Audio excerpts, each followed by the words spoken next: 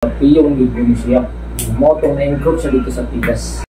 Daling gidala sa Tambalanan ang 5 ka mga naangol sa panagbangga sa multicab og modern jeepney nga naitabo sa Barangay Hubay, lungsod sa Liloan. Matod ni Patrolman Kevin Bourbon, traffic investigator sa Liloan Municipal Police Station, ang multicab minivan gimaniho ni Glenn Pilapil Mundigo, taga Barangay Yate, Liloan, Cebu. Mitugan sa kapulisan si Mundigo nga padung siya sa south nga bahin samtang nagdrive subay sa nahisgutang dapit. Nakapiyong kini hinungdan nga nitipas ang giagian og didto na misugat sa modern jeepney nga nagsubay sa Picas Lane nga gimaniho ni Jeffrey Villacura Acruz, 25 ang pangidaron, taga Barangay Poblasyon, Liloan, Cebu. Nasayran sa kapulisan sa Liloan padung sa norte nga bahin ang modern jeepney ihang gidasmagan sa minivan nga multicab. Naangol ang sakay sa modern jeepney ang asawa sa driver nga si Claire Acruz, 23 ang pangidaron, ug anak nga si Kyler Zefron in Lira. Pulos gipangdala sa ospital sa Dakbayan sa Danau. Samtang naangol sab ang pasahero, ang amahan ug anak nga sila si Daphne Montenegro, 55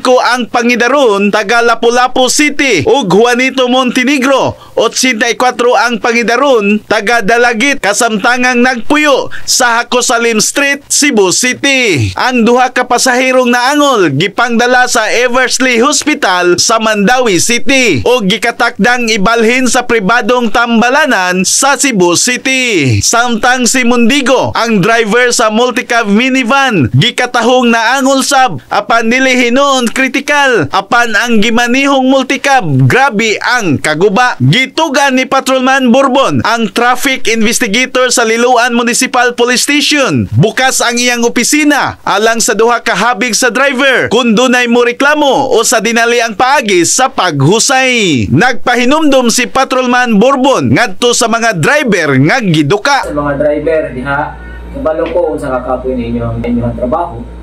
Ug bation na gid kay mo og kaduka, ayaw na gid tawon mo og dayon sa inyong estimasyon. Kay kini gud makaalaot o makaamong sa ubang mga pasahero, mga privates nga nagdagan in town sa dagat. In the heart of changing lives, ako si Brigada Alan Tangkawan sa 90.7 Brigada News FM Cebu, the Music and News Authority.